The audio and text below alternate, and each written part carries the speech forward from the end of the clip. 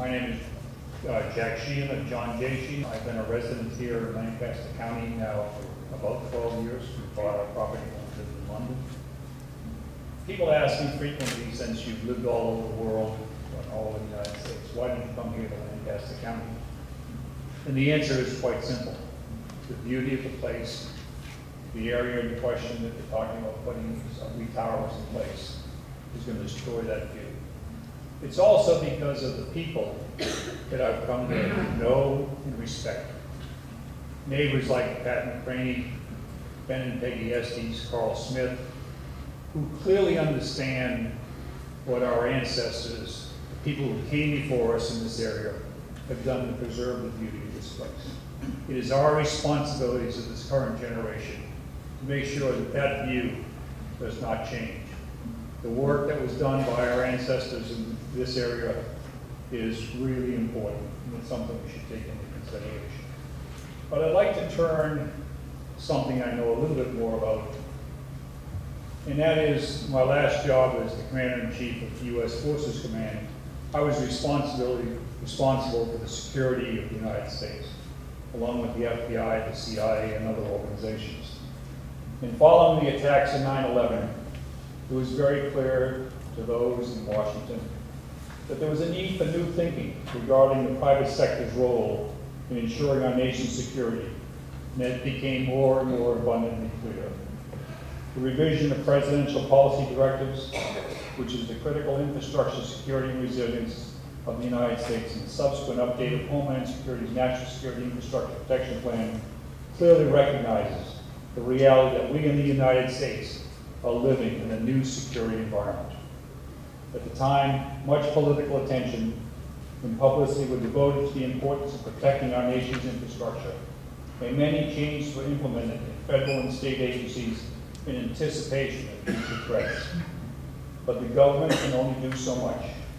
The reality is that 85% of the U.S. key infrastructure is privately owned and operated by companies like Dominion Power. Without the cooperation of the private sector, government efforts to ensure our security have little chance of success. Since the publication of those directives, the Government Accounting Office has concluded that when it comes to infrastructure, very little has actually been accomplished.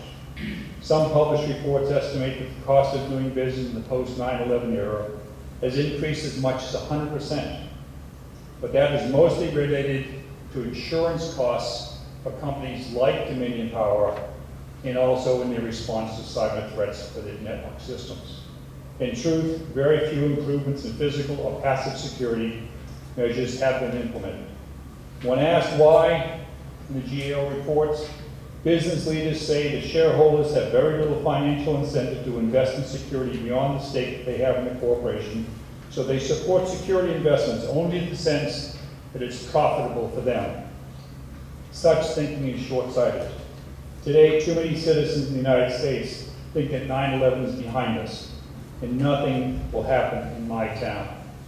Unfortunately, as evidenced in the last couple of months, that is the farthest thing from the truth. Dominion Power recently sent me a letter because I'm a customer. They claim that this project is necessary to provide safe, reliable electric service. It's not a bad start, but it's very far from being sufficient. Today, building a system that is safe requires more than it did in the pre-9/11 environment.